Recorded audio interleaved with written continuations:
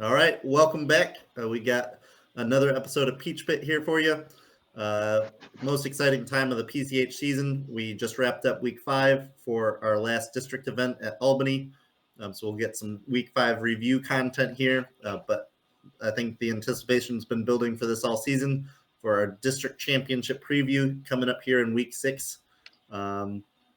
A lot to be excited about. A lot of really good robots we've seen out there. We'll get to talking about them here in a minute. We'll also be talking about the state of the game for where the game is at in Georgia and maybe a little bit elsewhere. But before we get started, we have to make the usual disclaimer. Any views or opinions shared on this show are solely that of the individual contributor and do not reflect the views of Peach Pit, any FRC team, First, Georgia First, South Carolina First, or any of their affiliates and sponsors.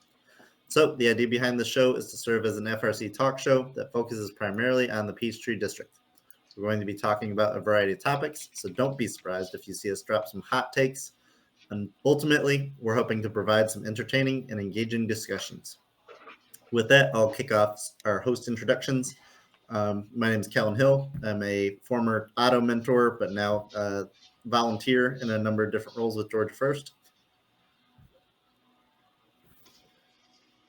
I'm Anupam goalie. I am the head coach for Team 9477 Lambda. I'm Brian Carlson. I'm a mentor with Ignite Robotics 6829 Swanee, Georgia. It's 4 digits, right? 68.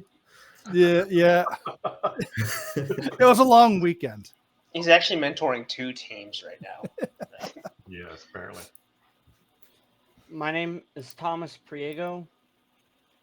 I am with Team 4451 Robots Garage. My name is Kyle Fender, and I am the Master of Ceremonies for Georgia First, and I work with the alumni for Georgia First. I'm David Allred. I'm the draft coach for Team 4451 Robots Garage out of South Carolina. All right. And Kyle, it's good to have you the first time this season. Looking forward to your insights on what the game looks like and where we're going for this district championship event. I also want to give a shout out to our producer, Ian, running the show in the background for getting our content posted and filmed and all that other good stuff.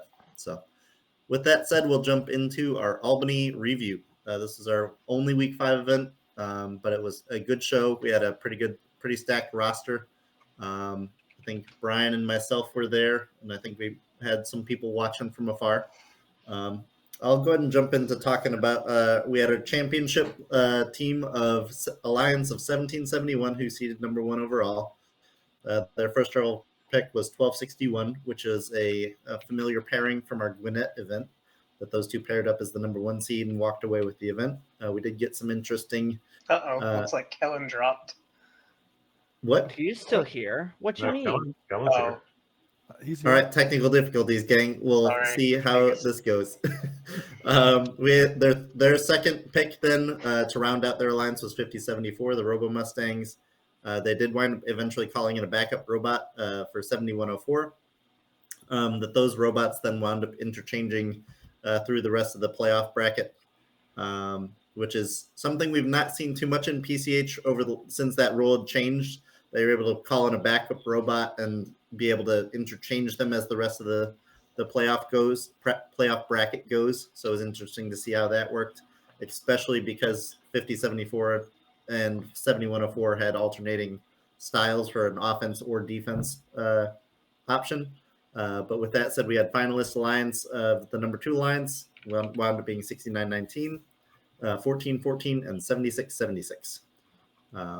Again, another alliance with some potent offensive options that put up some good matches in our final series. For awards, we wound up with an Impact Award winner of 6919, the Commodores, EI winner of 4112, South for Scythe, Eaglebots, Rookie All-Star. There were no rookies in attendance, so one was not awarded at this event. All right, anybody have thoughts on this Albany event? Brian, you want to let loose? Yeah. So Calm down. Yeah. It was a really good event. There was a lot of shakeups going on day one, teams moving and going up, going down. We did see finally 1771 bring a trap online, and they did it a handful of times. Commodores came out was doing really well. They elected to bypass on the trap right for the time being. So it'll be interesting to see where those teams sort of go there. I think one of the some X factors that were there, 1414 IHOT had a decent showing at Carrollton, and can they build upon that success? And they quickly got there, and were starting to show how they could function as a robot, and did really well, coming in 4th overall at the end of quals. You definitely saw a lot of progression of bots overall from the previous weeks, and so there was a good pack of, I'd say, 10 bots that were already sort of fighting for those top 10 spots. They may drop down and go back up. And there was a lot of fast cycling that you normally see towards the end of the season. So there were some really good maps where you saw a lot of flow. And so trying to synchronize all that. The one thing was amping was a little devalued a little bit. 1771 was doing amp, I think 12. There was from almost a dedicated, what was our alliance captain 8845, I think it was, Storm 49. Storm was a really good cycling on the amp. And so you when you're going to the alliance selection process, it was definitely a pairing. The one thing that was very interesting is for you, everybody scouting in the stands, you better have somebody in the pits. All the top bots that were at that competition were having problems that they got fixed throughout that weekend. So end of the season, there's a lot of mechanical things starting to wear down a little bit. So being aware of what's happening when and what's really going on is going to be really important when we get to the DCMP.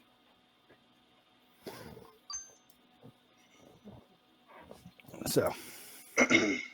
Yeah, I will say some interesting things we got to see at Albany were some interesting strategies that popped up through even qualifications. I think I get a really good view field side, as this was my first event ever refereeing at, so it was interesting to see how the game was progressing while watching the field for making calls. But some things that were interesting to keep an eye out for was the progression of assisting and self-assisting when teams had specific pairings through their qual schedule to really maximize the amount of notes they were pushing through. I won't call out one awesome match that I noticed a cool strategy for. It was IHOT versus 1771 as the kind of headliners going into match 49. But 3635 was another robot on IHOT's alliance that they wound up, I think, having an understanding of what 1771's strategy was going to be going into that match for self-assisting, where they would get a note in the source, come out, lob it into their corner, go get another one, lob it into their corner, and then get a third note so they could pump a couple into the amp and then shoot one or two into the speaker if it was ready to go. But whenever 1771 came out and lobbed their assist shot into their corner, 3635 had their eyes peeled and knew exactly where that note was at and went and grabbed it immediately. So that by the time 1771 had the third note and was going to go score all the notes they had pre-staged in their corner, there were no notes left for them. They just had the one note they were carrying. And it was really cool to see that play out live, for really seeing how those strategies are developing and how aware opposing alliances are of what another alliance is going to do. So you got to really stay on your toes strategically to know, all right, do they have my number this match? How can I adjust my strategy to adjust to keep up? So it's a fun game to watch. Yeah, and there was an Auton, battle going on at the center lines. There are several teams going out to the center, and it was who could get there the fastest. There was one match we were up against 12-61. We got there about the same time. They were just a little bit off, and we were right on. So those games you play of what note do you go for first is going to be all the more prevalent once you get to DCMP. Definitely. And then I wanted to bring up Finals 1, speaking of centerline autonomous. 69-19 pulled off one of my favorite autonomous modes of the year, where they beeline to centerline and just played spoiler. And we're like, if we can't get these centerline notes, nobody can get them. But it was spoiler with style And- point. There's style points in the spoiler, right? They did like little rotation, like going. It was great, and it was effective at making sure that they didn't have an insurmountable deficit. Yeah. So since this is a music themed year, if that was a song, what would you call that autonomous mode? I was gonna call it Crazy Train or something like that. Yeah. Yeah, honestly, that would be the best song choice for it. And I mean, I think about this game with the centerline Auton race. You almost think of it back to 2015, the trash game of Recycle Rush. It's where now this whole concept of the centerline Auton actually makes complete sense, and it works perfectly with the actual aspect of the game. And now that the meta is kind of has evolved with this game, especially over the last couple weeks of our different qualifiers, I think we're going to see a lot of really interesting strategies come into play when we get to DCMP. So I'm glad to have seen a lot of it really come out at Albany. I'm also reminded of 2018, the battles for the scale in autonomous.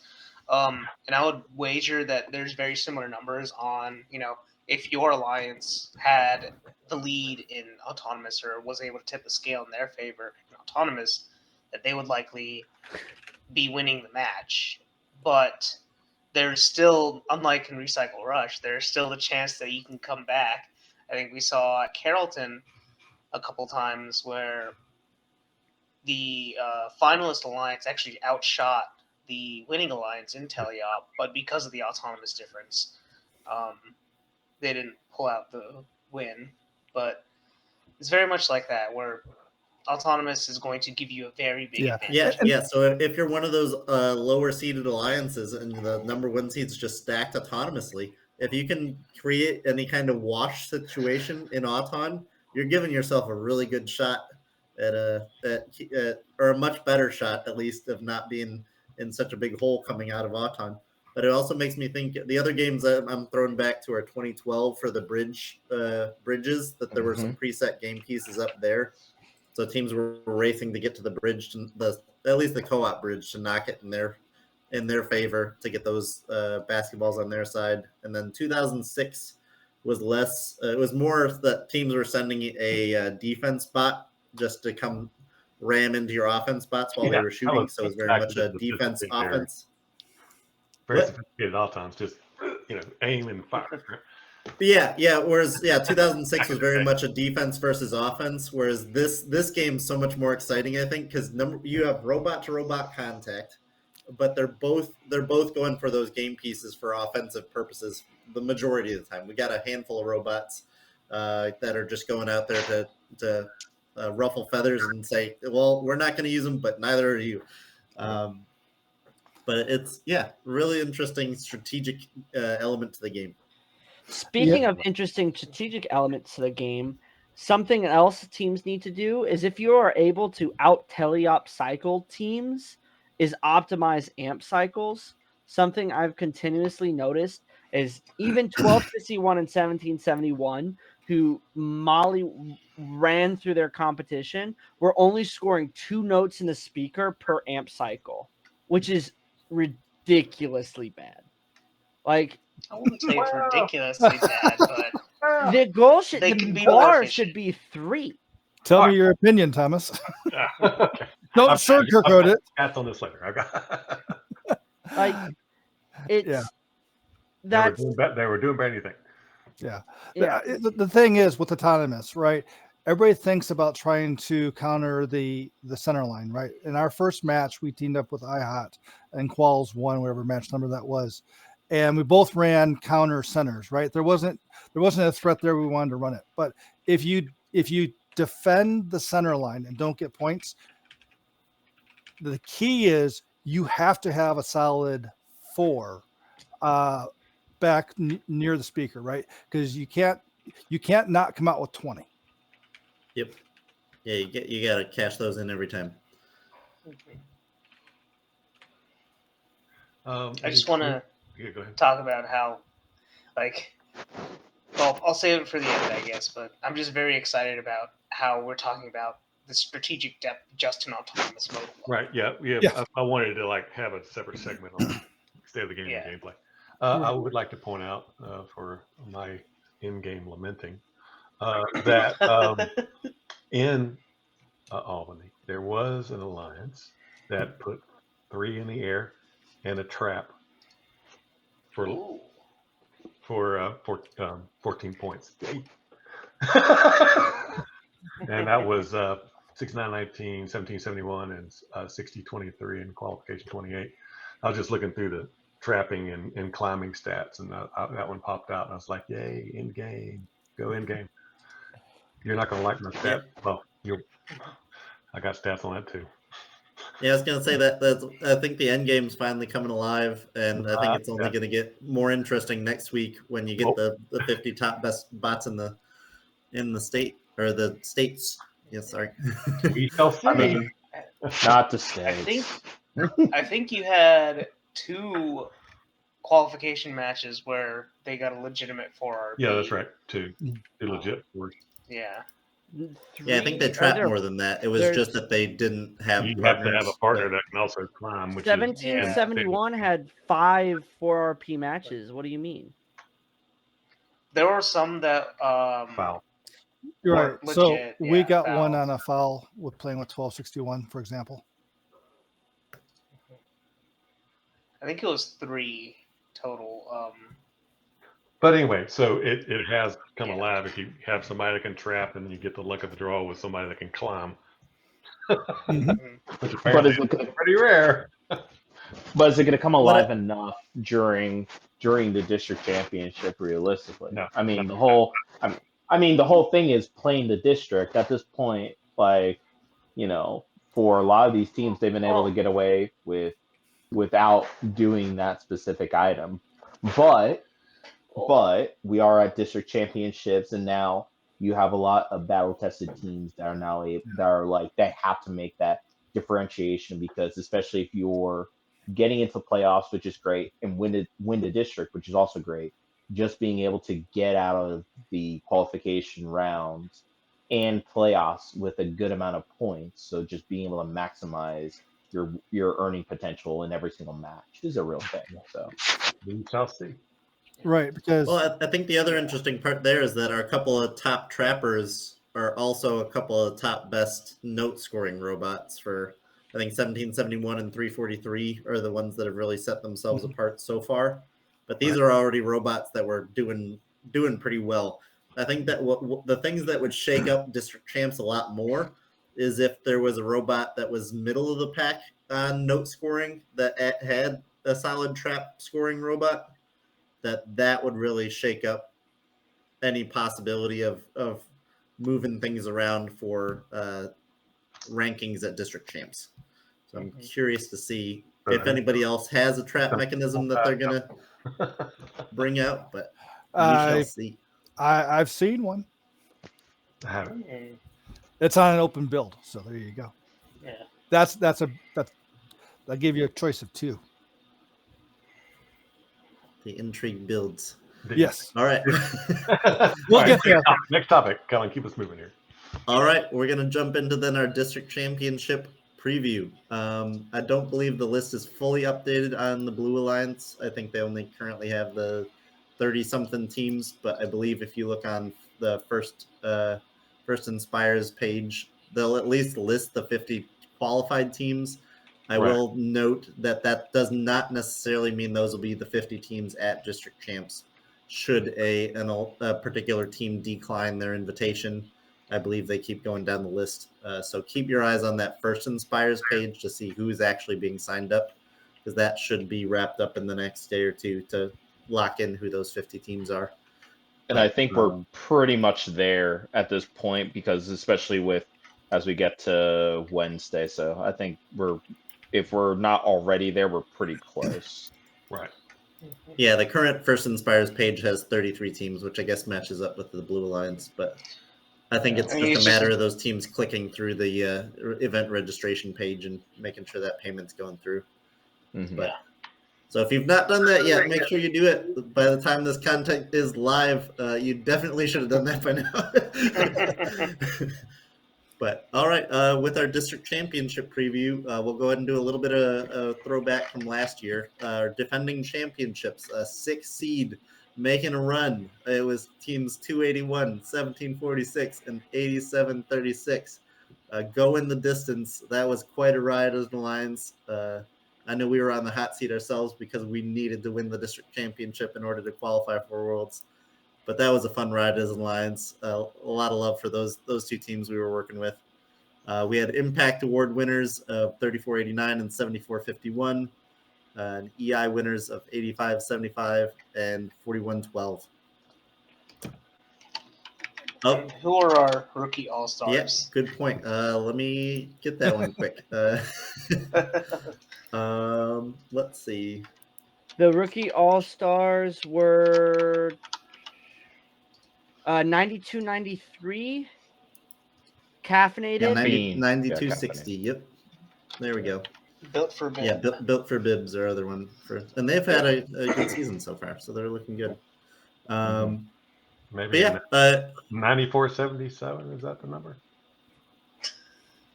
No, rookie all-stars from last year, David. Last year. Yeah. I thought you were talking about this year. Okay. No, not yet. Okay. Who wants to run us through our contenders for Impact EI and our rookie all-star this year? I'll got a take hand it. up from Kyle's got I'll let the MC Hey, take listen. draw. I'm gonna have to be reading out some of these numbers anyway, so let me go ahead get through them. Get some Yeah, exactly. Paragraph written for each one. We have to guess who it is. Nah, I'm not. filled with puns. No, those are ChatGPT puns. It's like, no, I make my own. Okay, no. All right. We'll leave the puns for Saturday, but we'll start. Let's say Impact. First off, we have 7451 Avenger Robotics. Then you have 4188 Columbus Space Program, 2974 Walton Robotics, 3489 Category 5. 342 Burning Magnetos, and then finally 6919 the Commodores. So we have pretty good list of competitors. I do like the 6 that we've chosen, especially some of these are repeat ones. Some of these I think are very strong contenders. So I'm excited.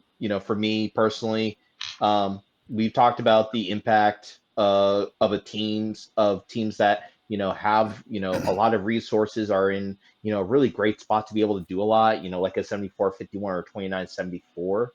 But I really love teams that just pop out in terms of really making a value add impact in their community. So teams like 6919 Commodores from Albany, to be able to really lift their community up in a really significant way, like really speaks to me, as well as 4188 with Columbus. And realistically, their impact over time has been really significant. So I really love a lot of these teams, but 6919 and 4188 just pop out to me so much off the page. I'll give a shout out to 342. I was looking at their page just for the contenders here.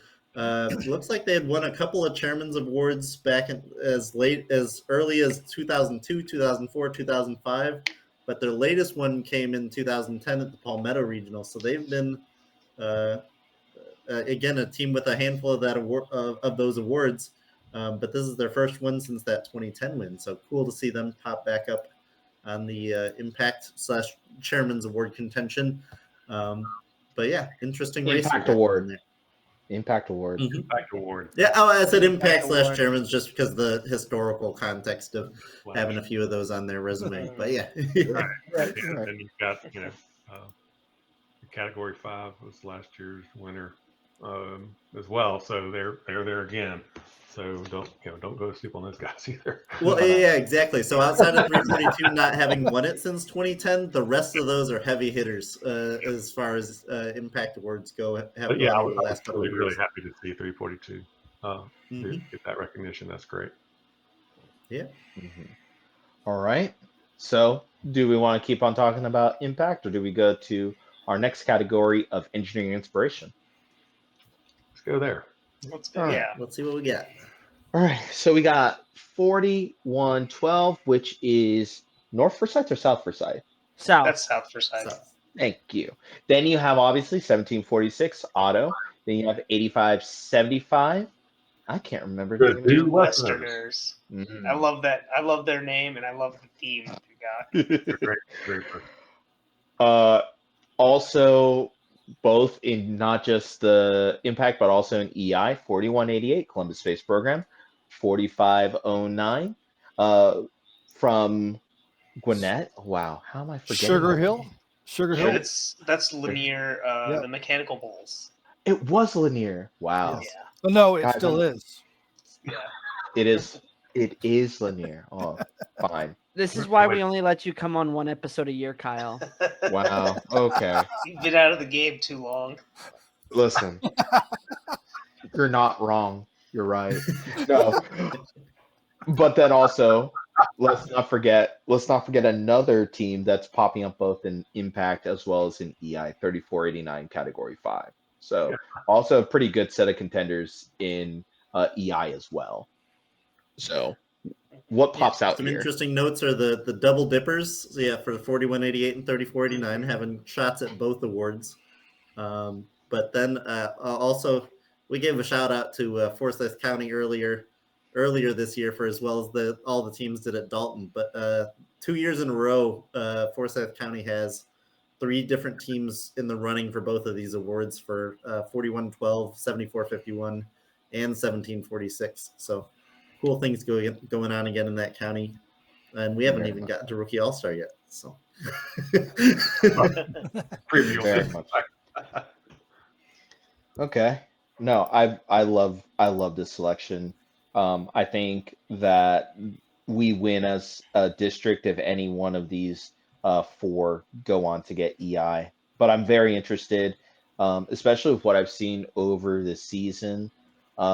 I really like 4509 and obviously what they've been able to do with their team in general. But I think the impact that they've had, especially with their team really helping to spearhead the return of the Gwinnett event, the home of Peachtree. So I'm really interested to see them win, but realistically as well, honestly, if I could see one of the Forsyth teams take a EI, I would be very happy if I could see one of them take the EI award. So I think we're good there.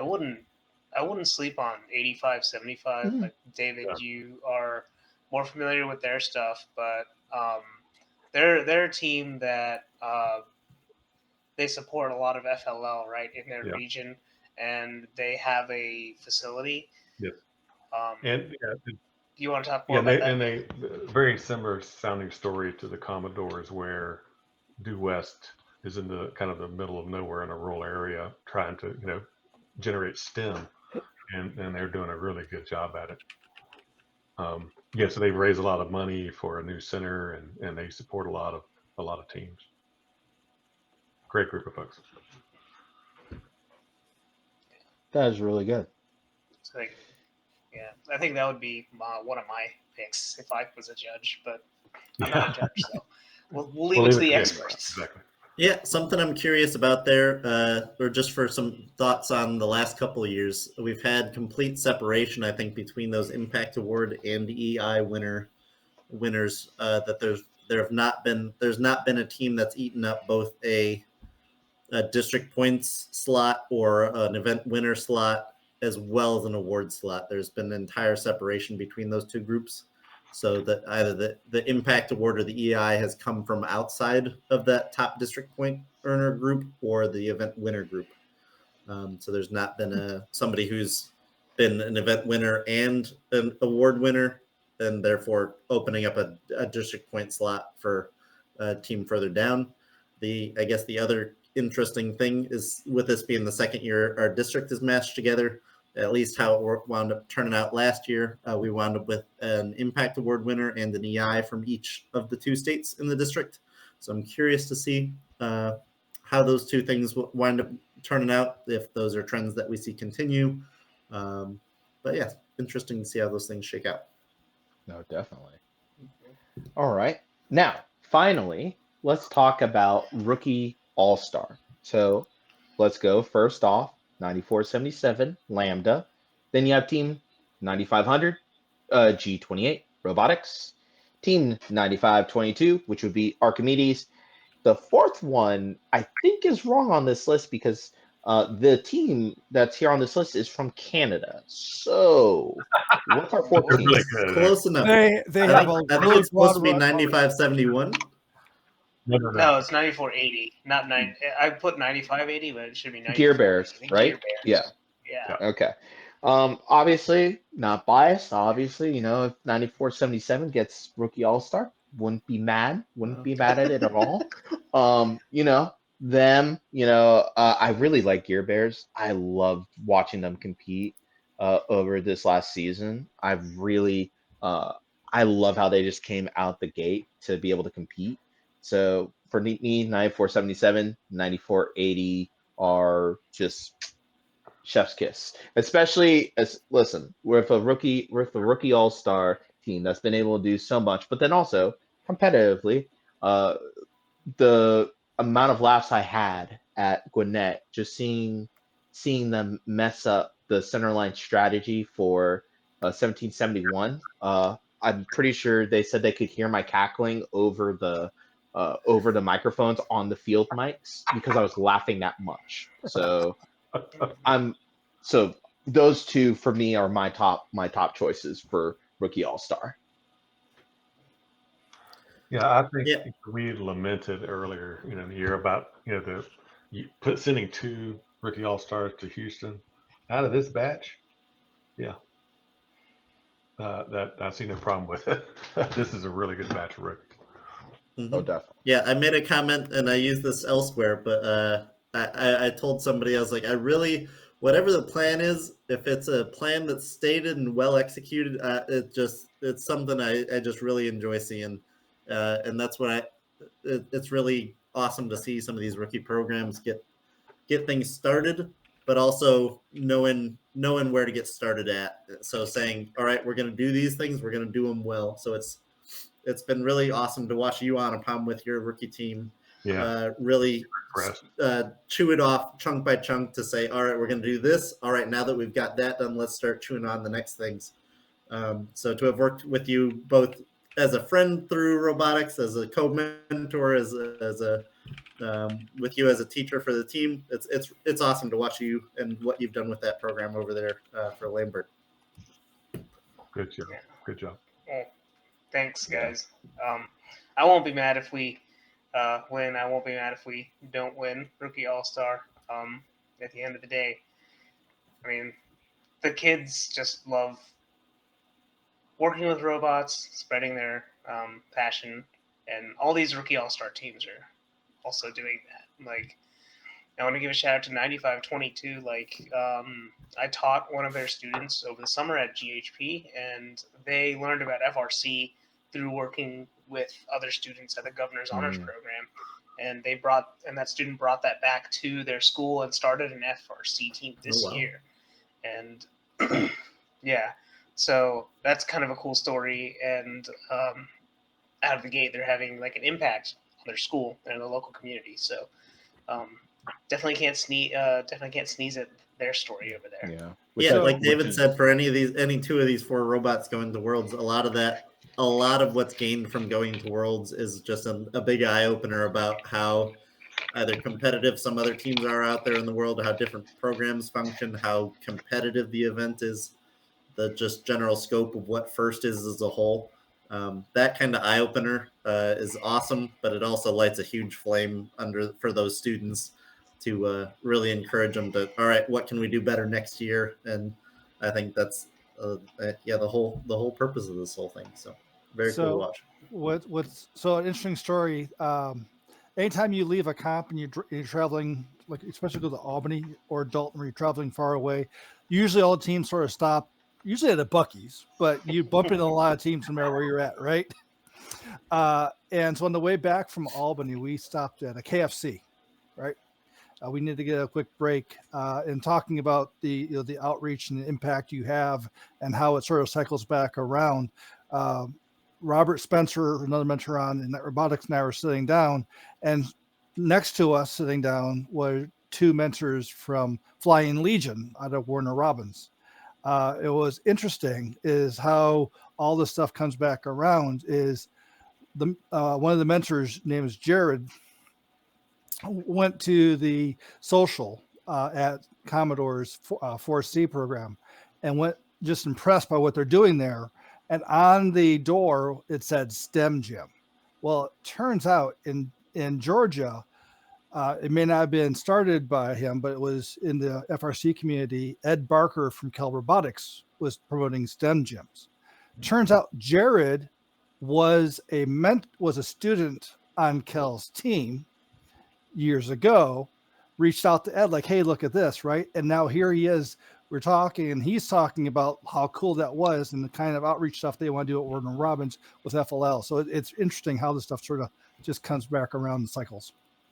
It does, which is why it's important if you're an alumni to come back and help the program, whether as a volunteer or as a mentor. And that is my propaganda for the episode. So, but yeah, no, I mean, it definitely shows, not only just with that example, but with your example, Anupam, why it's so great. First, kind of transcends just the season and just like our environment to be able to see that impact in something like the Governor's Honors Program, which is a storied program in the state of Georgia, to be able to bring other team, to be able to help to network with other teams. I did the same thing back in 2009.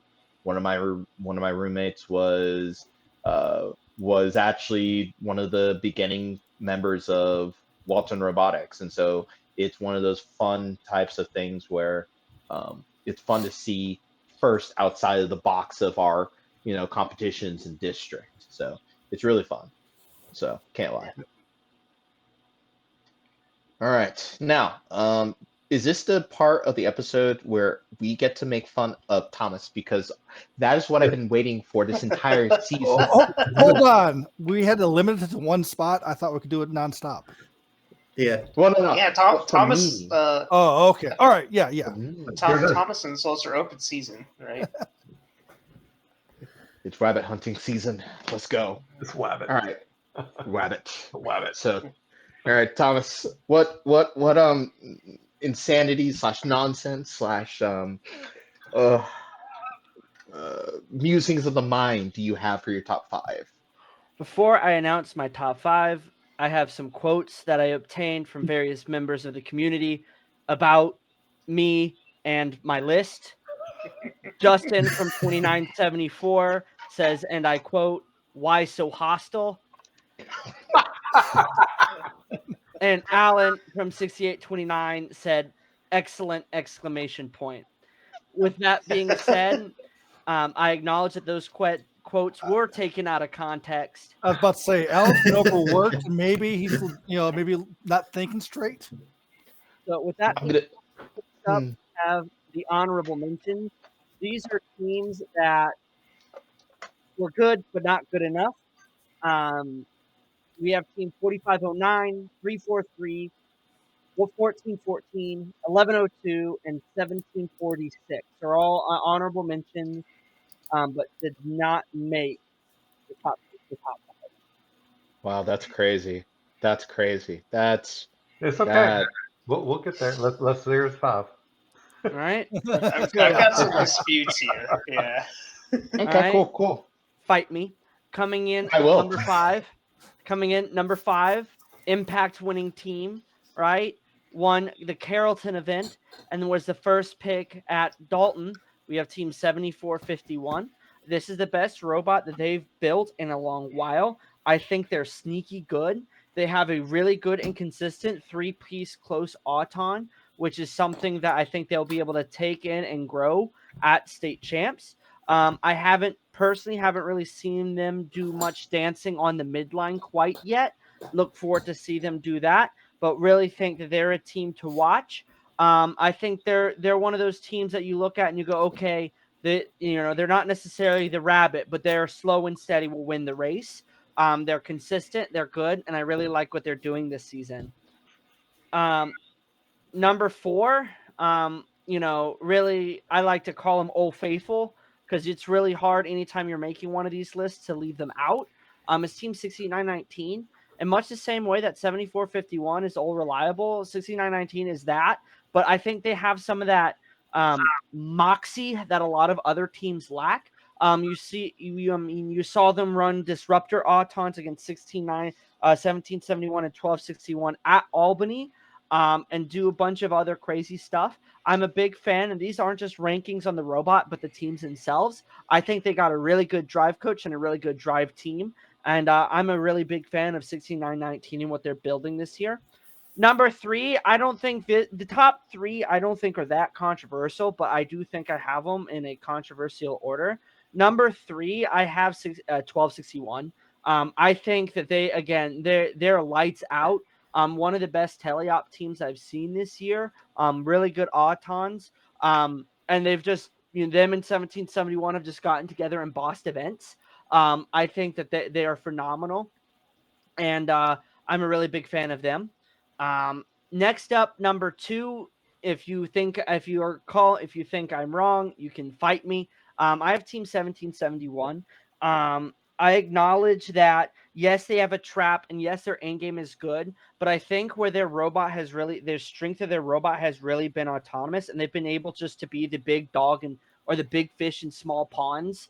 And when it comes to going midline and doing autonomous things, and have really, if you look at it, in fact, they're in elims, you see their teleop not be as good as other alliances, and they're just out shooting teams in Auton. And I would like to see what they do in teleop and in when it's a bit closer coming out of autonomous. Then number 1, even though their mentor was so incredibly rude to me, I have team 2974 Walton Robotics. I think they're the best teleop team in the district. Yes, they can't climb, and yet, but honestly, who the hell cares? They are lights out. If you go to climb, they'll just shoot you to death. I think that they've really haven't had to show much. From what I've heard, I think their autonomouses are going to come out of the park, and I just think their driver is probably the best driver in the district this year. The way he drives it and how it just looks effortless. They have, just speaking to them of how little automation is there on their robot, and it's just him and or her driving, is just phenomenal. Which is why I put them number one in my rankings. All right, who's going first? I guess Kyle had his hand up first, but I call second. Okay. See, first, Justin, remind me to send you some cash. That was great. That was great note on Thomas before we go into all the other stuff. See, I'm not gonna lie, Thomas. I don't hate your list. I think 1102 not being in the top 5. Here's the thing. If this was last year, I would probably say that is such a great decision, because here's the thing. 1102, great team, love them. When it gets to where the moment gets hot, there's a little bit of the Reggie Miller, a little bit of a choke. And so I'm waiting to see if they can put the performance on like they just did in their second district event, and being able to bring that to the district championship. Because I will say, what I saw at Dalton getting eliminated with a record of 3-2, obviously 3-2, it left a lot to be desired, even though I knew that their robot was good enough to be in that number one position, right? And so 1102, I get being in that honorable mention. I honestly do not disagree with anything. I will say that your observation of 2974 over 1771, I'm gonna say I'm gonna put 1771 over 2974 because you know why?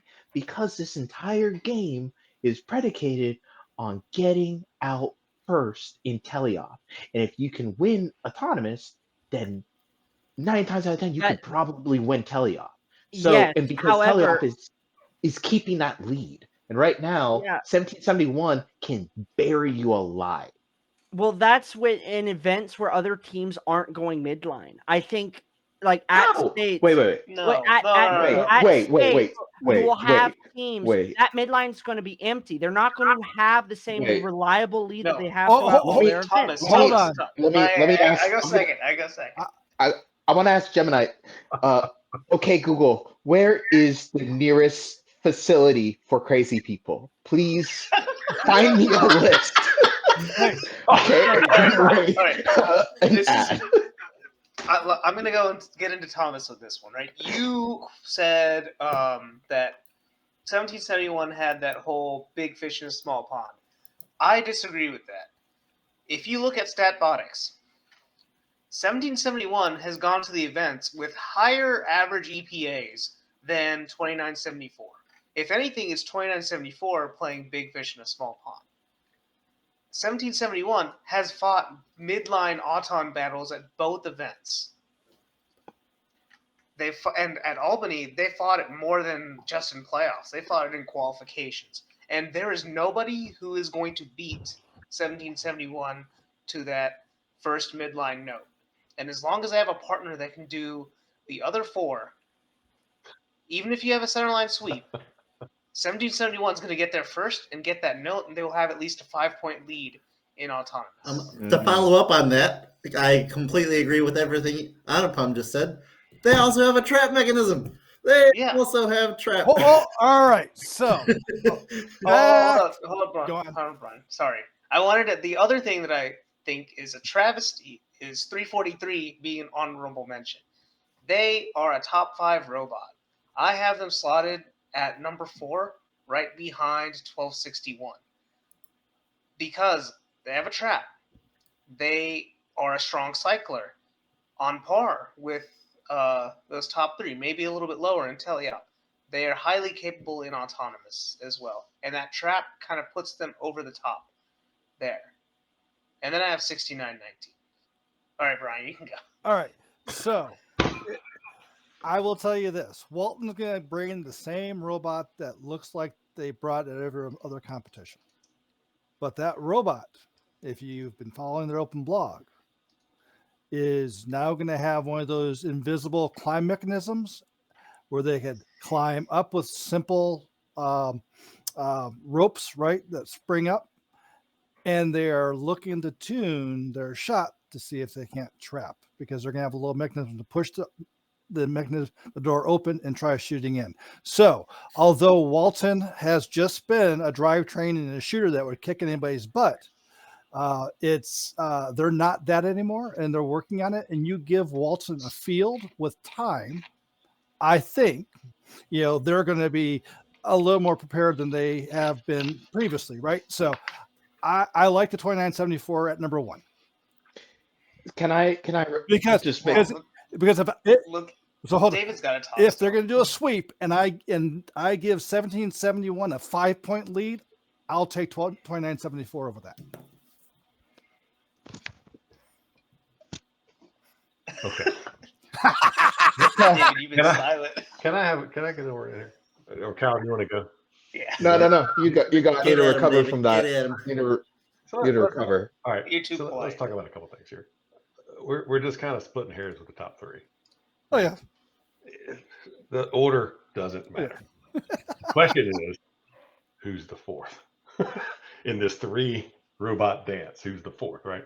And so I think that list of the fourth is quite extensive and will be determined at the event. We're not going to be able to predict it, right? Mhm. So those top three teams need somebody up front while they're doing midline. So Avengers, right? They're in there. They've got it.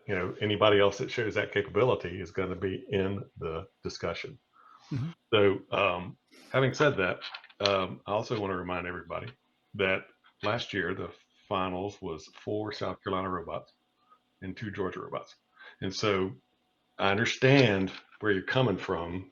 I get it, but I think 1102 and 343 are going to make some noise. Okay, and so I know that whether they're top 5 or not is not relevant. They're going to make some noise. There's a couple other teams that when we get to the dark horses or honorable mentions or whatever, I can talk about a few more. Yeah. No. It's like on that front, I think the Storm Bruin. So I have the same general thoughts as y'all on the. I'd put 1771 in the driver's seat for ranking. I think their Auton's going to carry them. The Trap's going to carry them. Yeah, the Auton Trap will get them to the first rank. Well, so yeah, And then we'll have to wait. That's where I'm prioritizing things.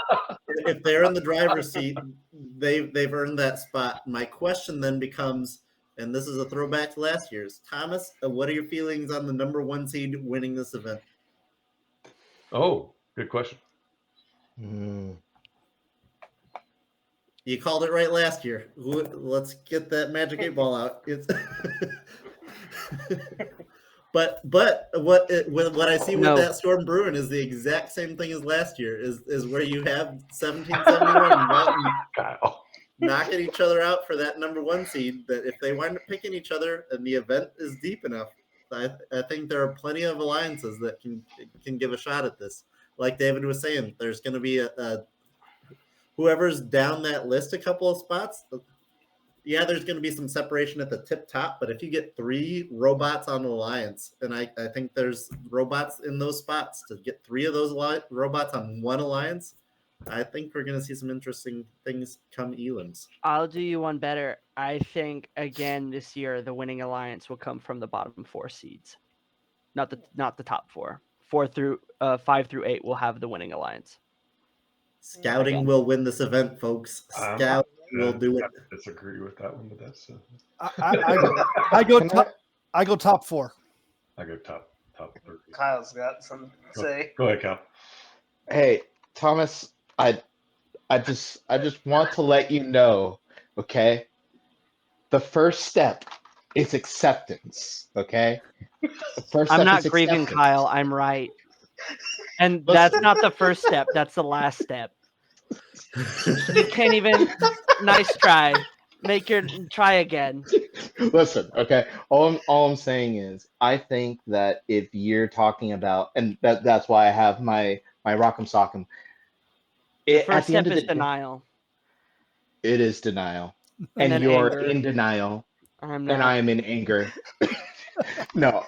But on a serious note, I think that realistically, when it comes to the playoffs, it'll be a 1v2, because I think that the field, while we say it's deep enough, at the end of the day, there are only a couple teams that can really make a difference, and especially when we're talking about autonomous, when it's going to be a battle of autonomous, and then it's a battle of it's either keeping that lead or being able to be strategic in terms of shutting the other team down during your teleop.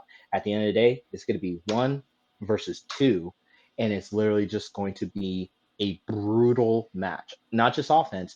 I think that we are going to see the most devastating hits that you will see in this game during finals matches 1 and 2, where you're going to see hits like you're watching SEC football in the month of November on rivalry week. Just absolutely devastating. I saw a lot of that front row at Albany, just the sheer hits that were being put on. And I think I saw a number of them where there were a number of hits between these top teams, because they're trying to. At that game, it's a game of, like, we know our robot's going to hold up longer than yours is. So if we keep hitting you, you're going something.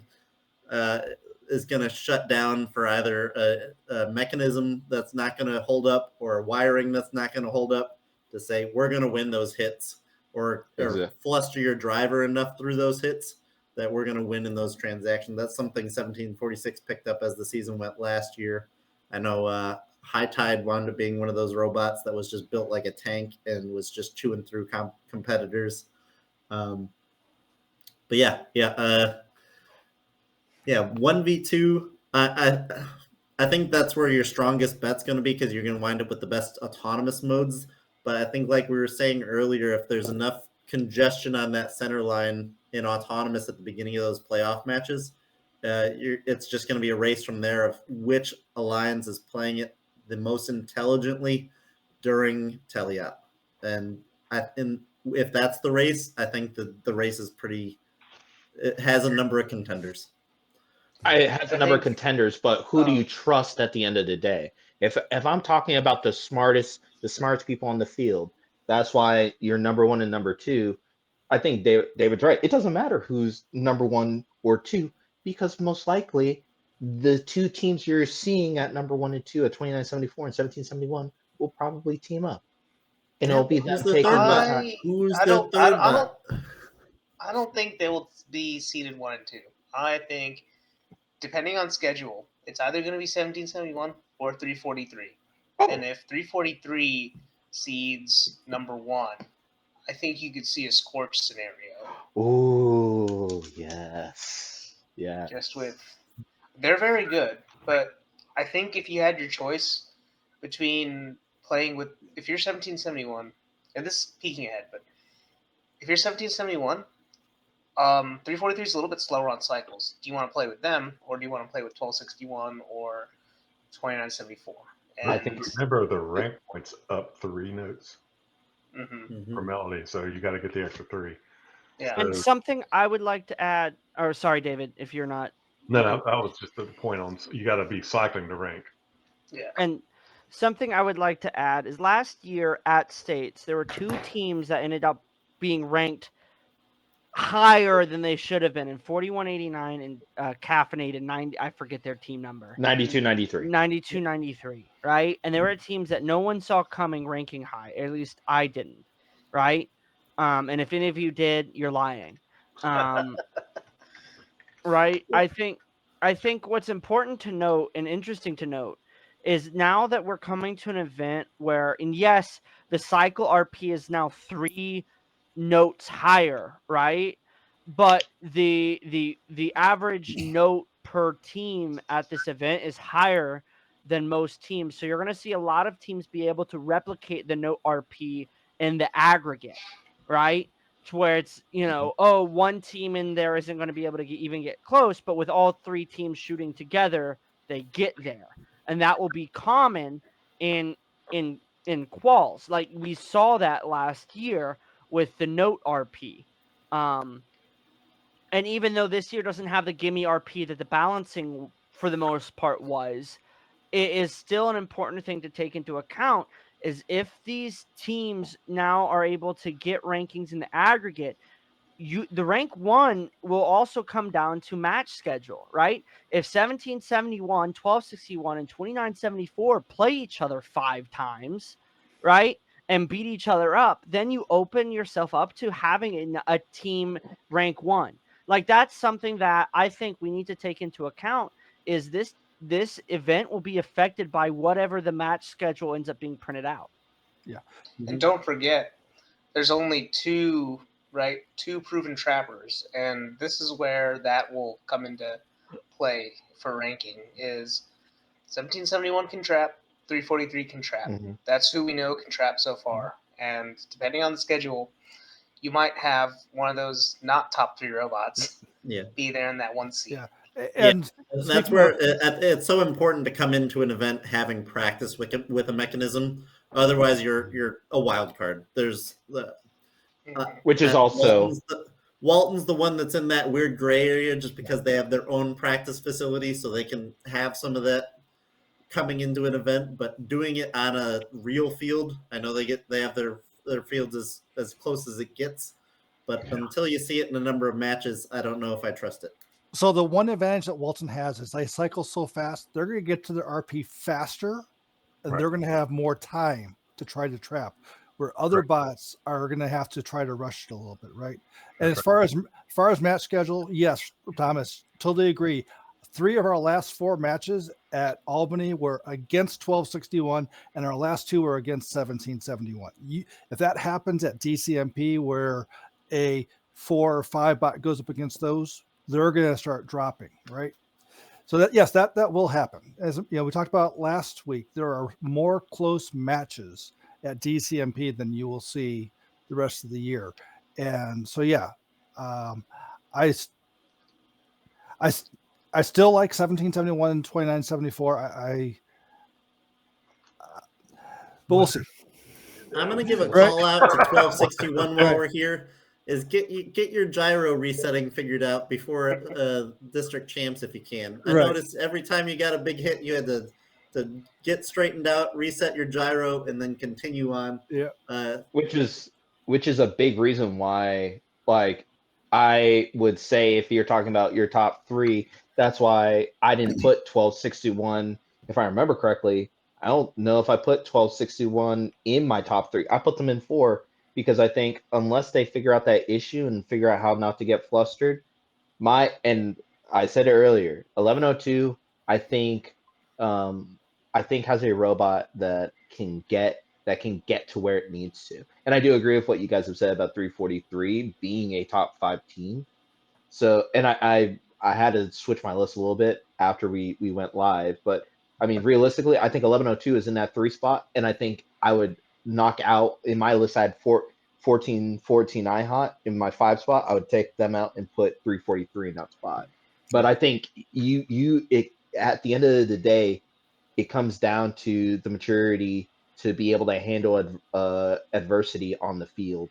And I think in terms of what you have there, there's a lot of at least in my version of the top 5, there's a lot of seasoned people that know how to handle that adversity, especially in a game where we've seen a lot of dead robots, dead time.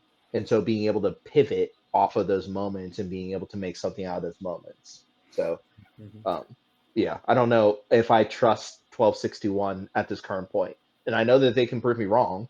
They did it at Gwinnett, but it's a question of these are higher stakes. These are tickets to Houston at this point. So the question is, can they do it when it matters? Right.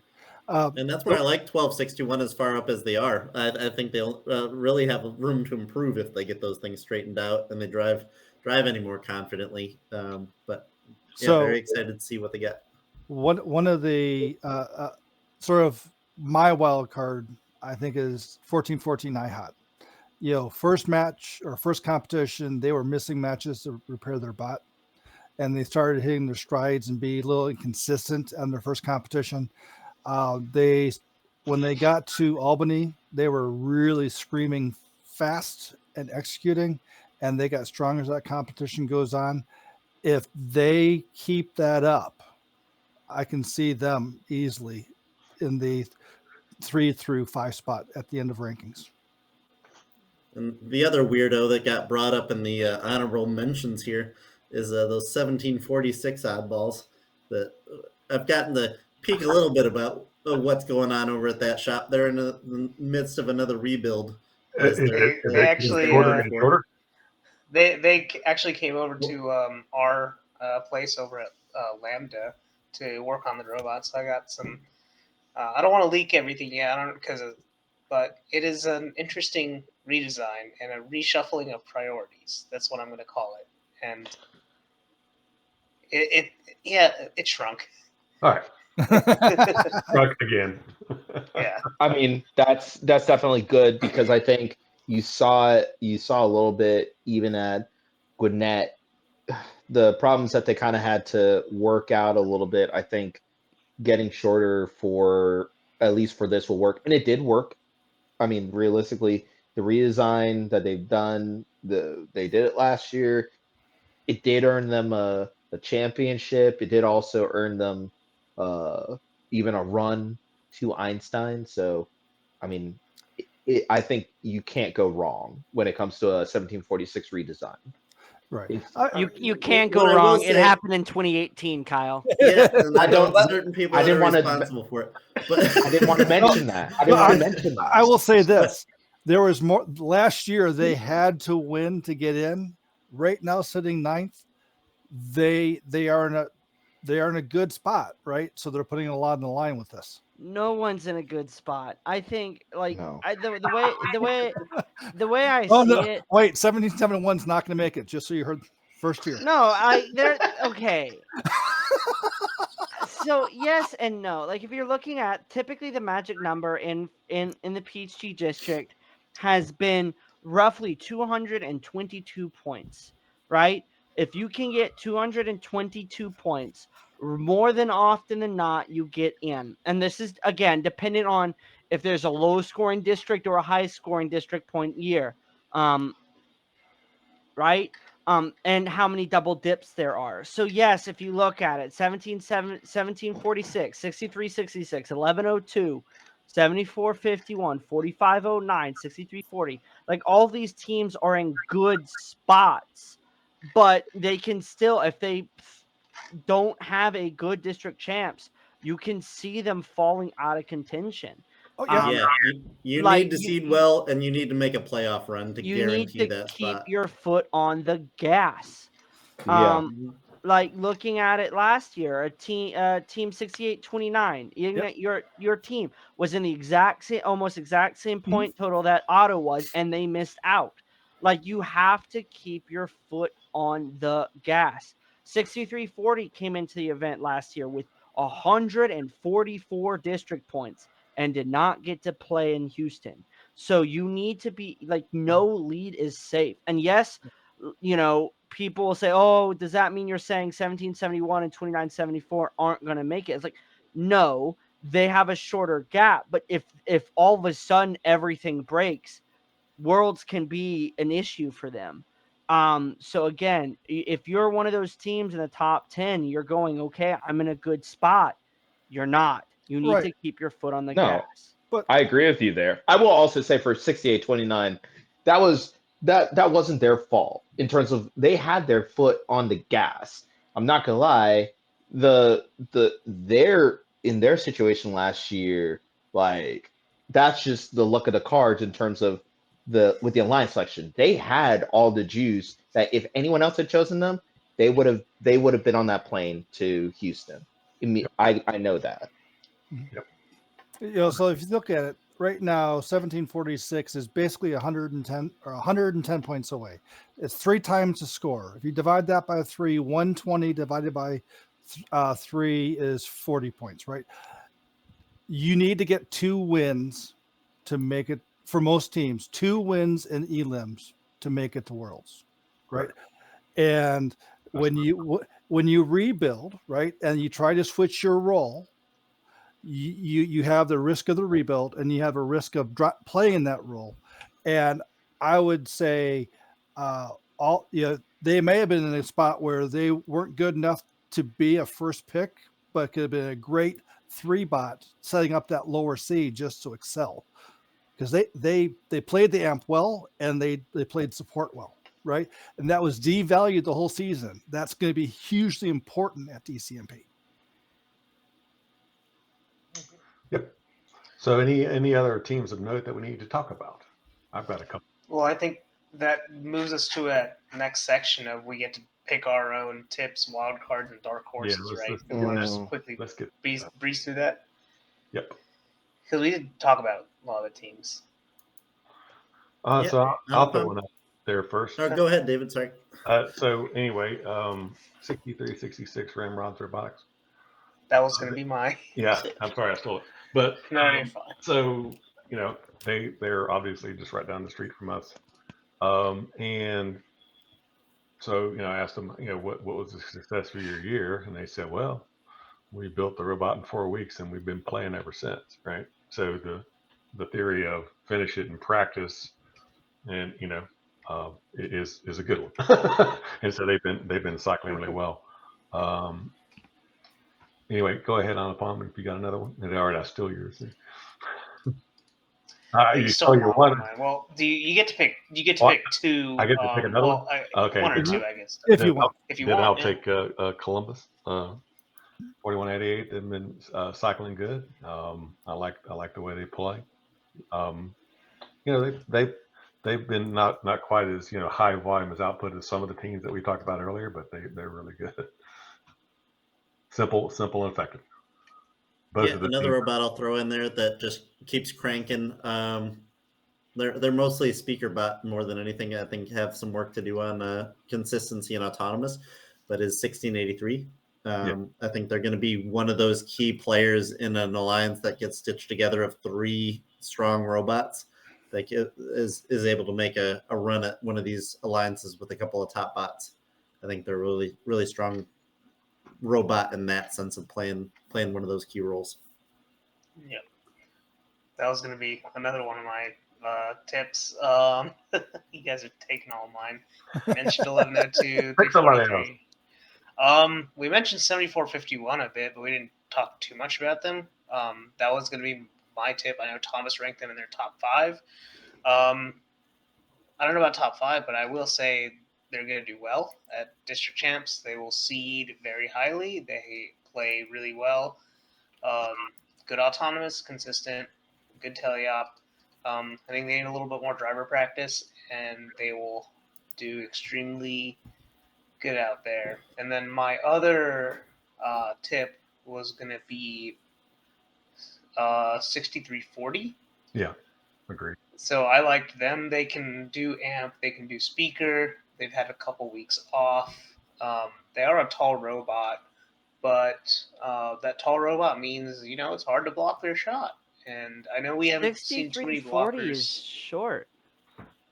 No, they're decently I'm tall. watching them right now. They're short. They are. Well, okay, never mind. I thought I mixed their other robot with something else. No, if you look at their when they're fully extended. Yeah, when they're fully extended, they're tallish. Yeah. But they can collapse down. Yeah. Well, Yeah, so, regardless, I still like their ability to cycle, to play amp and speaker, and I think with the district championship requiring a little bit more amplification play, they're going to rise up there as one of my tips. Okay. We talked to Mom for a team award, and that's 9477.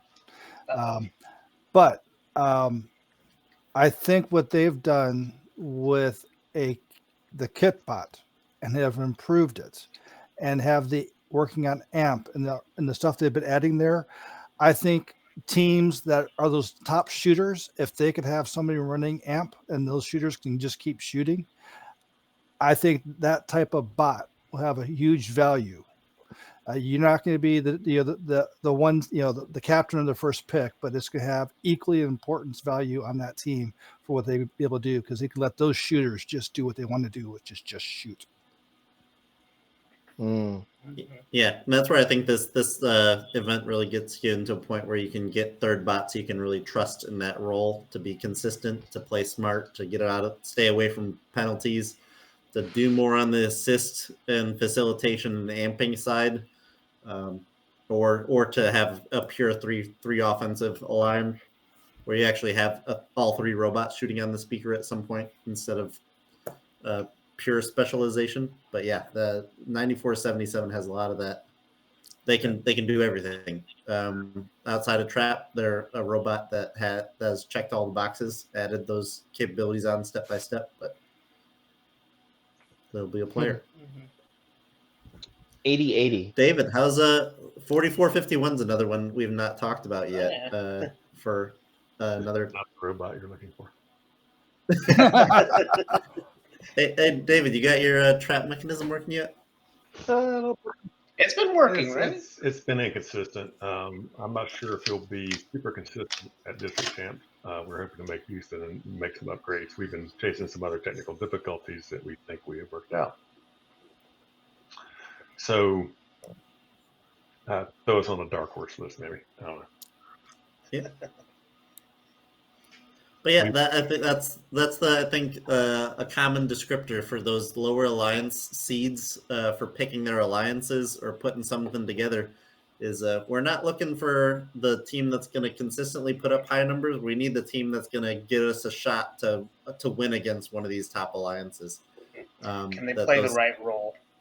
Yeah, so play the right role. Be the high variance alliance to say, yeah, if you play us 10 times, you might beat us 8, but on any given Sunday, we got a shot at this to string together a win. But yeah. Okay.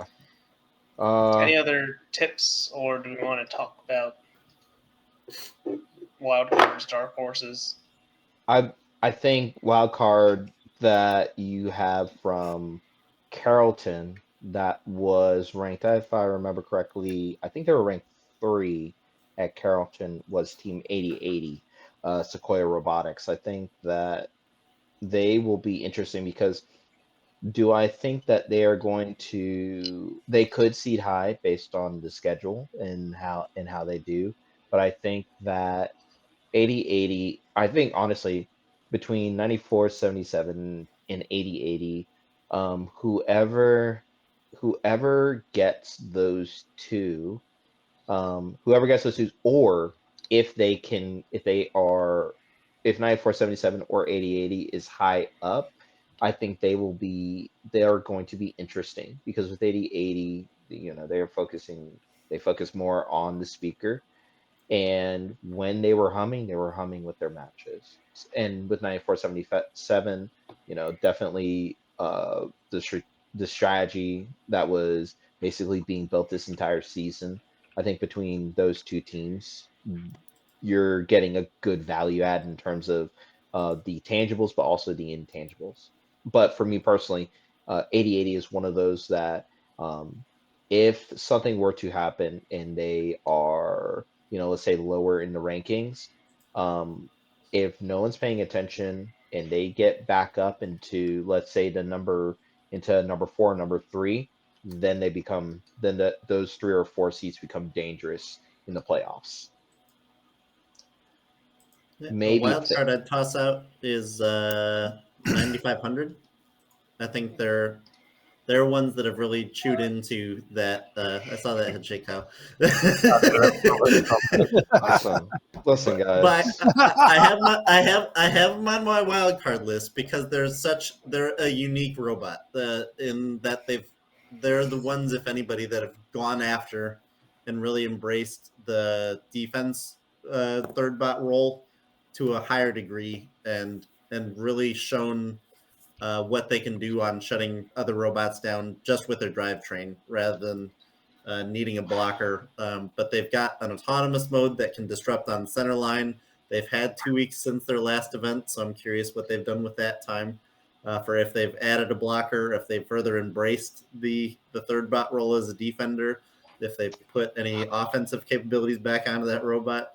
I'm pointing them out as a wild card. I think they do some really interesting things as a third bot that a lot of other teams don't. That's why I'm pointing them out. Here's the thing. 9500, great job getting the finalists twice in a row. But you got the finalists twice in a row, and you're going to the PCH District Championship. The gimmick is up, the jig is up. When it comes to the 50 best teams in this district, there's going to be better robots that are going to be able to play defense. 9500, great job being able to get this spot. Will there be better teams that are able to play defense and autonomous, Kyle?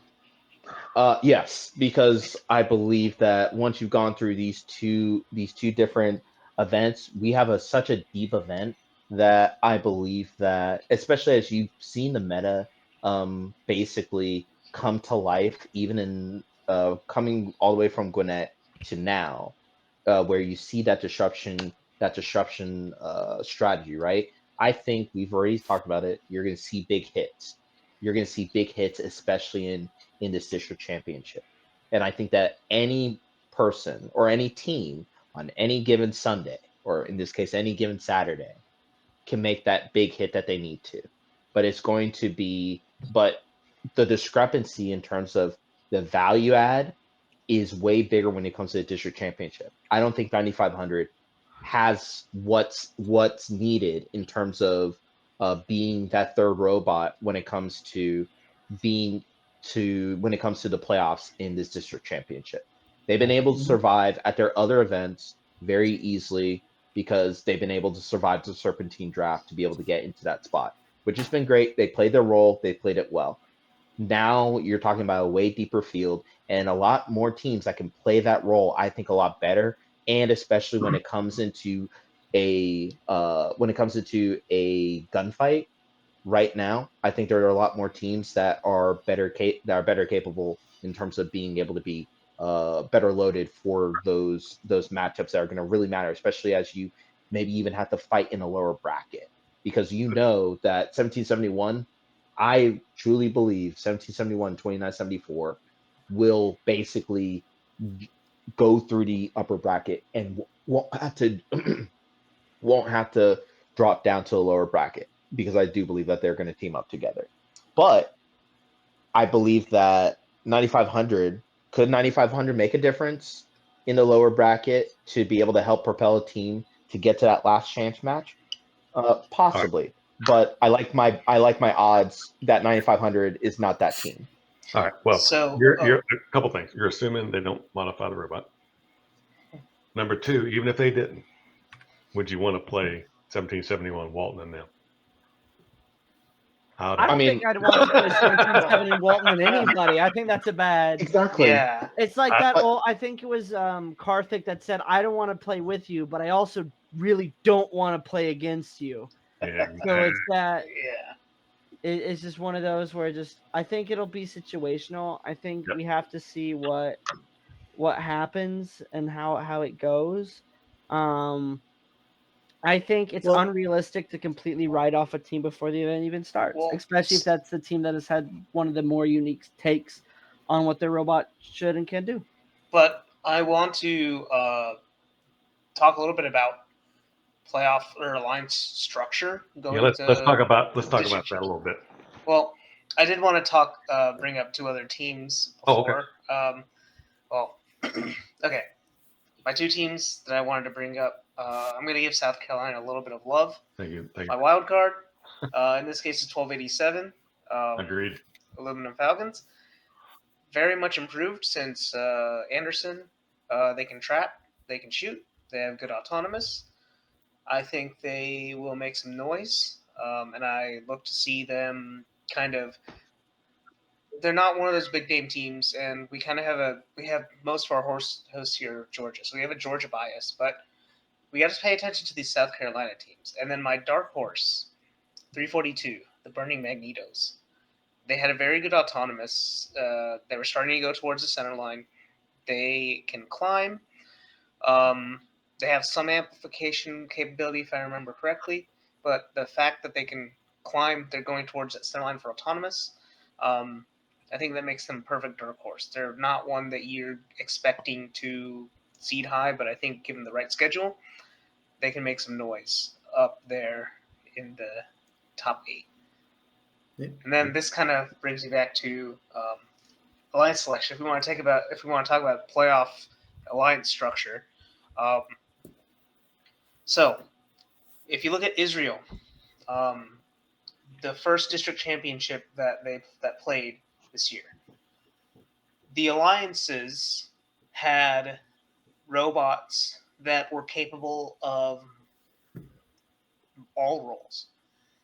The alliances changed their strategies every single match. So, like the 1 seed, they played a match where there was triple offense. There were matches where they played 2 offense, 1 shuttle bot. They also had 2 offense, 1 defense. So I think that is what's going to be the recipe for success, is not just sticking to one paradigm where you have 2 offense and 1 defense, but the ability to shift paradigms based on who you're playing, right? If you're against a fast cycling offense or a fast cycling alliance, you may want to play source defense. If you are against an alliance that's playing a defender, maybe rather than tying up everything with 3 offensive robots, you have a shuttle robot. that ability to shift paradigms is, I think, what is going to allow alliances to succeed in district champs. And that's where I'm kind of with Kyle, where if you put all of your eggs in the defense basket, you will make some teams' qualification lives bad, but the inability to shift roles is going to essentially doom you Okay, come and playoffs. just for the audience, Anupam, can you define what you're calling a shuttle robot? So in this case, a shuttle robot would be one that picks up a note from the source, and either they shoot it from the source into the center towards your alliance, or they come up to that center area and shoot it into the wing in order to shorten cycle times and allow more notes to pile up in for amplification. For example. Yes, that's my definition as well. Most people I've seen play that game go to the middle and shoot into the wing because it's too hard to stop that shot into the middle because that's a foul, right? Per note. So why I wanted to mention that and to have that discussion is if you're a team out there that has been a cycler, right? You are a very competent subwoofer cycler. So you've got a steep shot. You might want to think about, hey, you might want to show that you can shuttle, pick up fast. Yeah, that makes sense. I think that's something we'll see a lot through quals. Shoot at the subwoofer, a bunch. And so if that's your team, you might want to do some shuttling, just see how it works out. I think we'll see a lot of that creative use of those robots be used during quals because so many of those robots are going to have a pairing with a 1771, with a Walton, with a 1261, that those teams are going to ask them to start experimenting with those skill sets. And I, like you said, I'd encourage all those teams to start looking at what they can do to play one of those roles or to fill any of those needs before they're called upon or before playoffs start. That the more practice you can have with all of those things before those alliance captains start asking you to use them, the better. Yeah, to me, it's not as much building to do it, but if you've got the capability to do it and you haven't used that capability, you need to do it in qualifications a little bit. You just can't whip it out in playoffs because you've never done it. So I don't see that third robot doing full field cycles to amp. That's not the strategies I've seen. I've seen a full field robot sit and wait for the amplified speaker shot as a triple offense strategy, but they're usually not the amping robot. Yeah, I'd focus on it. Like if you can, I think the amping is one of the most important parts of that cycle for timing purposes.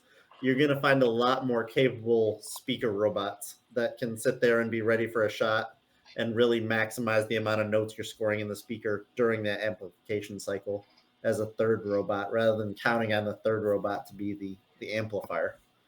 Kyle's got your hand raised there.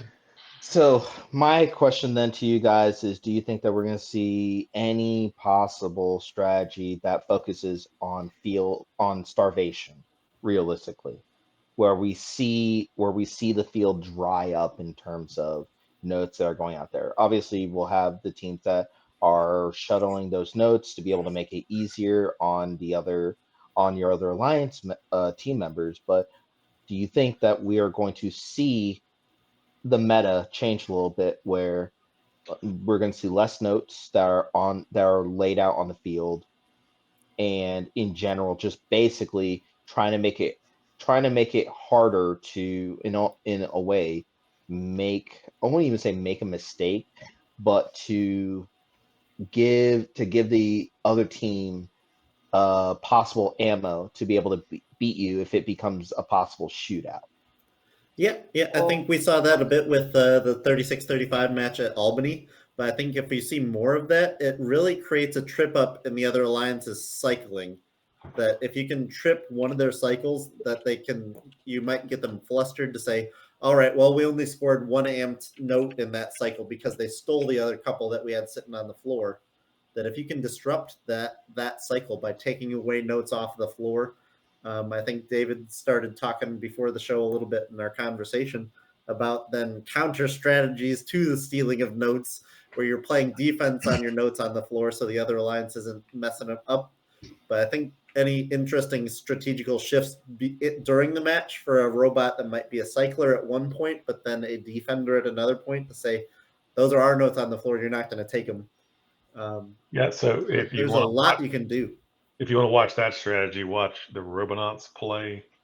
Of course, they built their robot for that strategy. So they had a double intake and a turret, right? So they can sit down there in that front court and just play cleanup in the 10 seconds. And so their second robot was counter defending to make sure nobody stole their stash notes. Now, I don't think that strategy per se will play out in ours, but what I'm getting at is, what is your skill set and how can you use that skill set? Uh-huh. I think one interesting strategy that can develop is if you're driver coaching, right? Pay attention to when the other alliance has 2 amp nodes, right? Because then you may want to pivot away from like whatever your third robot's doing, have them play source defense. Because if you can delay the amount of time that they can get, or if you can stop them from either getting those amplified notes in or getting to the speaker in order to score those amplified notes, you're delaying them that time to get those 10 points or whatever. So yep, that's huge. Something else I'd bug teams about is make sure your drive coaches are moving. I saw a number of instances in Albany where there were notes left on the floor in the corner by the amp in the subwoofer, right in front of the one team's driver station, but the other 2 driver stations could not see those notes. You can't see them because so you got, if you're a drive coach in that instance and in those 2 team alliance spots, get over to that third alliance member's spot to see, are there notes on the floor for us to get, because those are the easiest ones to score. You get to lay out your driver station, so that's your cleanup bot is in that driver station. Yep. It better be. And if you put them over there on the source side, they're not going to be able to see it. True. One other thing I would like to bring up, and this is just a friendly reminder as your MC, but more just a friendly reminder in general when it comes to alliance selection. Be ready when you come to the alliance selection. But no, I mean, it's funny, but I'm sorry. But I'll say this, right? At the end of the day, there is such a thing as too much data, right? The whole point of the analysis that we do with scouting, strategy, everything else is not how much data you have, it's how well you can use that data. And with a lot of these decisions, right, it'll come down to the fact, and my hope is that we don't have a long line selection. But realistically, right, at the end of the day, don't overthink it. And the way to not overthink it in the alliance selection is starting to think about it beforehand. What are the metrics? What's the actual data points that you realistically want to see from match to match to be able to determine that first or second robot that you're going to need on your alliance? Because there is a reality that too much data will choke you in the end, and you will make a failure of a decision because you're basically overthinking what should have been simple earlier in your process. So Kyle, I wanted to go even one level higher and say all 50 teams that are going to district champs. Think about what alliance you would want in playoffs. Just pretend you're a captain and think about what roles, what type of strategy you want your alliance to play, and what roles there exists. And that's going to kind of drive the metrics that you care about, right? If you yourself are great at the amp, do you need another amp bot or do you need 2 speaker bots? If you're great at the speaker and great at the amp, do you want to focus on the speaker in the match or do you want to focus on the amp and get 2 other speakers? If you're a defense bot and you find yourself in the captain position, well, you need a speaker bot and an amp bot, and you may want one that can play both roles extremely well, or one that can, kill it at the amp, and one that can kill it at the speaker. So think about from the start what type of alliance you would want to build if you were a captain. And I think that would simplify the picking process and the ranking process for you.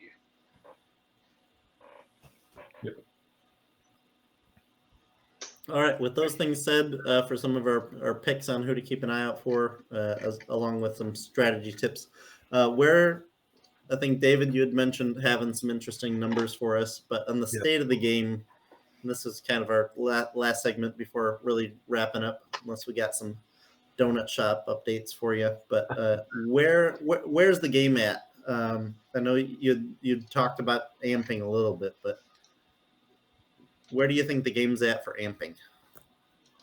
All right, so let me throw some stats out at you real quick, right? So perfect cycling in teleop, right, is 2 in the amp, 4 in the speaker amplified. That's 22 points with 6 shots. That's 3.67 points per shot. Fully optimized. So the best we have done in what I looked at was the finals of all the Peachtree events.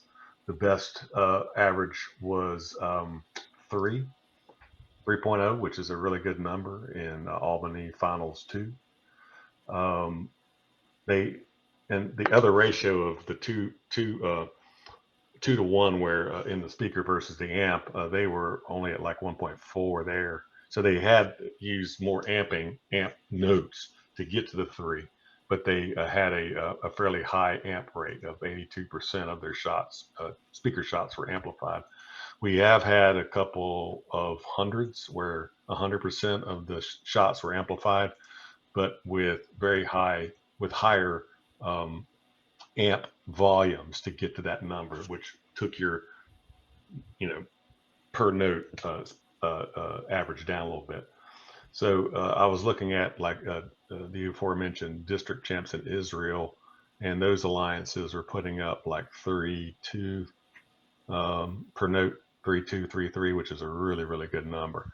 So bottom line, you got to figure out how to strategize your amp notes, your amplification periods. In game, so far has been and continues to be anemic. Let me throw this stat at you. So the average in the finals at all of our events, average in-game points is 2.8. 2.8. Wow. Average foul points, 4.6. That's what I call anemic. 2.8 is less than 3 robots just parking on the carpet. That is correct. So that is the average in-game score of all the alliances. Well, the winning alliance is at 2.6, and the finalist alliance are at 3.1. Right, and so we're putting up more foul points than in-game points. So I just don't know where that meta's going. What I'm getting at district champs, if people are going to be climbing last second, I'm assuming so, but don't know. Yeah, what I've learned from those numbers is that if I score less in the end game, that I'll win more often. Well, I mean, that does make sense in the sense of a lot of the teams that are breaking off the climb early or breaking off the climb aren't the cyclers, and will be, yes, they're climbing and getting a more in-game points, but they've already lost by the time they go to climb. Yeah, that's correct. Yeah, so it's not a winning strategy, right? Yeah, unless it's super close. That's going to be an interesting point, right? In the ranking points race at district champs, right? Do you try and go after the climb RP once you get the melody RP, or do you try and secure the win? And then if you aren't going to get the win, but you have the melody RP, do you instead break off to get the climb RP as well? Like, how is that RP math going to break? Well, I think you have to go into a match with a confidence value to say we feel confident about winning this match as soon as we get the 18 notes out of the way, to then say, all right, let's focus on getting the other RP. That's the priority, unless at the point of making that decision you notice that the score is any closer, then you say, all right, let's make sure we get any remaining points we really need to wrap up the win. And I think again that just comes to I made the point last week of you always want to be looking at what your most likely RP is each match and constantly trying to fight towards getting the quote unquote easiest RP available and then moving on to the harder and harder ones, right? So if you're inherently at the start of a match, all things equal, the easiest RP to get is going to be to win the match. So you do everything you can to win the match. Once either the win is secured or is so far gone, that's when you start doing your decision tree of what RPs become easier than getting that win, right? If I going into quals, it's my 44 51 7 44 51 and two other teams, let's say, but the three robots we're against are 29 74 12 61 and 17 71. I'm going, okay, I'm probably not going to get a win, but here's what I need to do in order to succeed and get the most RP possible. So it's all really just contingent on who your opponents are and what it looks like match on match. Like if you start a match and you're like, oh, I should be able to get the win and get the no RP, but all of a sudden your intake breaks and so the no RP comes into question, but you can still win. You go for the win and then you try and go for the trap RP or that climb RP because that's become easier than anything else. So it's all just contingent on what is on the situation at hand.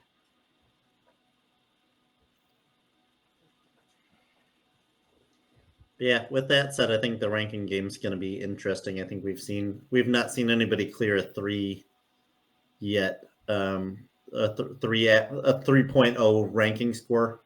I think we've seen some 2.7s, 2.8s. I forget what I don't know if it was Walton got up to any higher. Well, I guess 1771 got to 275 at Albany. And that's but yeah, just to see where that ranking score race settles out at, I think you're going to see a lot more consistency in getting the melody RP for the notes being scored. Just for the strength of a more average alliance in quals is going to be any stronger. That it's bumped up 3 notes, but I feel like the strength of alliance is going to be a lot stronger. But yeah, that race is so interesting.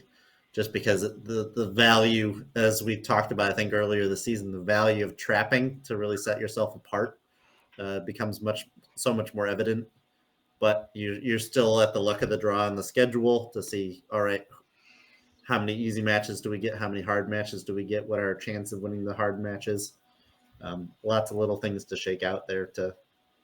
But yeah, it'll be interesting to watch that race. And again, I think it's in the hands of those top couple robots that the expectations there, that now you got to meet them. All right. Well, one other stat on I forgot the autonomous stat, right? So we talked about, the devastating effect of having a high autonomous mode. Well, that hasn't really technically played out in our finals matches. It's a 1.5 advantage to the winning alliance. So 7.5 to 8 points. So it's not like they're down 20. By the time you get to that level, right? So it's, I think what I would like to see everybody come with is please bring a shoot and sit, so that you can coordinate with your other partners. A lot of people have been trying to rely on that A stop button. Don't do that.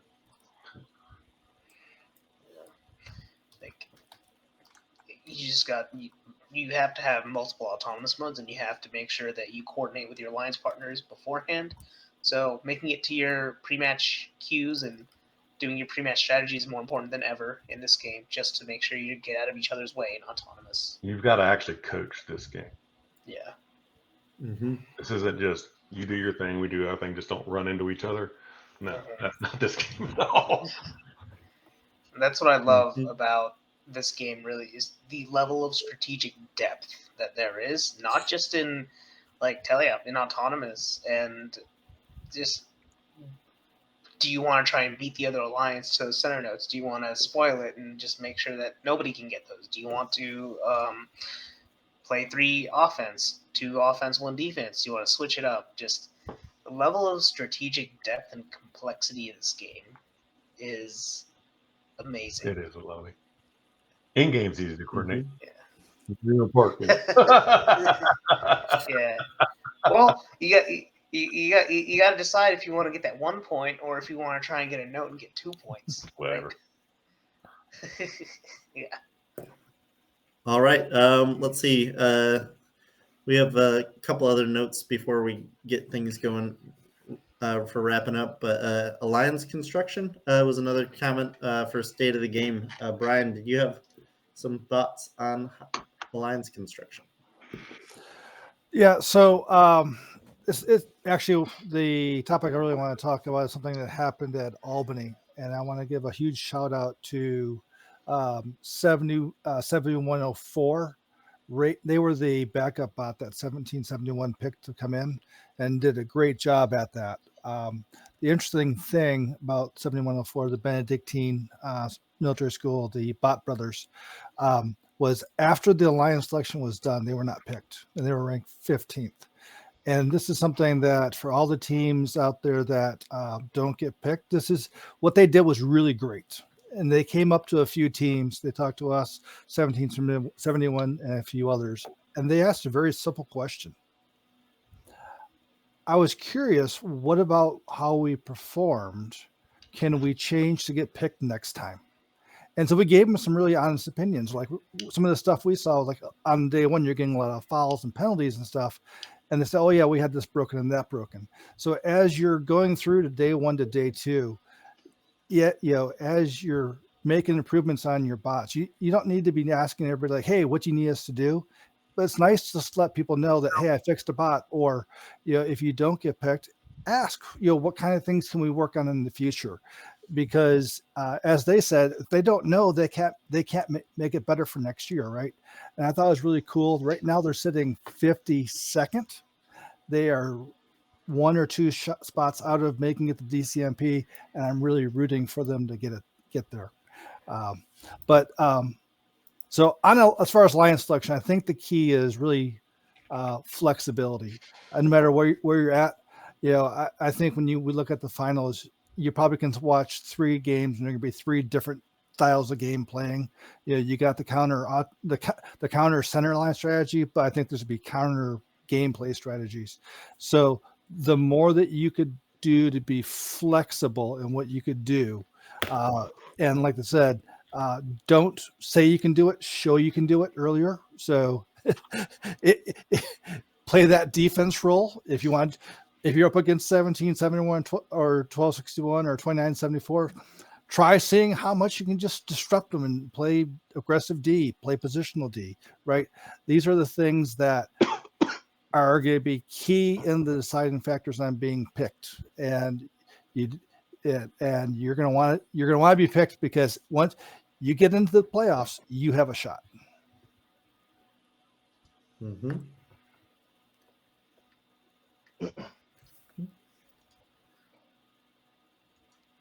But yeah, that and to double up down on your point for the 7104 story, if not getting it right this time around, or it was really cool to see them used as then a backup robot to get some playoff experience. We had to always be looking at what can we do better next time. I think it's always a good thing you can take away from any event to get that feedback. All right. Well, I think that kind of wraps up our state of the game segment there. Do we have any donut shop review? I'm trying to think of what else. We're an hour, 50 minutes into this. So yeah, I was gonna say we talked about last week if a unicorn match would happen or not. We got our wagers down for that for district champs. I think that's really our so thumbs up or down, thumbs down. Top 4, bottom 4 for winning the alliance, for winning the championship. All right, Thomas, you're in the exception case. Surprise! Everybody's going high. You're going low. I am short. You are very short. If it's a lower alliance, my money is on 1746 being on the alliance. That's all I'll say. Yeah. No bias there. no bias at all. They're the only, I think, 6 seed to have won any Peachtree district or district championship event, and they've done it twice. Yeah, I'm pretty sure they're the only consistently. They've been on every alliance that has won a Georgia event that was not in the top 4. I think. So, the weirdos that they are. All right. That's a sleeper pick strategy. Mhm. Don't pick them in the top. But again, I think it's going to take that well-rounded alliance. I do want to give a shout out before we wrap up here to, I think it's William on 6919 for he'd asked to come on the show for talking about some 6919 season experience and event experience from Albany. Sorry for not getting an invite out to you for this show, but we'll see if we can't work out some future off-season content for maybe you can hop on the show and give us some thoughts on the 6919 season, team process, that kind of thing. Would encourage that kind of participation. But it was also cool to hear at the Albany event for the couple people coming up and saying they're fans of the show. Always cool to get that kind of interaction at events or throughout the Peachtree season, whether it be off season or in season. So again, we're always fans of bringing this content to people. I think for me personally, it's a lot about having fun talking about robots. But I think it's a cool double dip when we get to do that and have people enjoy listening to us talk about robots as much as we do. But yeah, lots of fun for another season of Peach Pit. We'll probably be back for another episode for some district champs review and some preview of what to expect out of Peachtree teams at World Champs once we get that list sorted out. But any other thoughts before we get wrapped up? Don't let your dreams become memes. That's what I have for you. I'm just excited. I can't wait to be proven right again. I can't wait to laugh in your face during the playoffs. I'm just excited. If playoffs last year were any indication of how awesome this combined district champs is going to be, I am so excited for Saturday afternoon. Well, that's the thing. It's so much a different event than any of our district events. It's so hard to compare because you get a few top teams at a district event. Here you get real depth to play with, and it's such a curveball, I think, to a lot of teams to make that adjustment to the changing game during a single event to say, all right, well, this is how it's worked, but how is it working now, or how is it actively evolving? So I'm curious to see how that works out. And I will say this: the age of Swerve Drive has made some really exciting games to watch. And once you start getting to the higher levels, it's just amazing what the game looks like compared to when you're doing tank drives. Mm-hmm. Yep. All right. Well, with all that said, we'll go ahead and get this show wrapped up. We got a little extra content in there for you, as we sometimes do. But again, good luck out there, PCH. We look forward to seeing you out on the field. But until next time. Bye. Bye. See ya.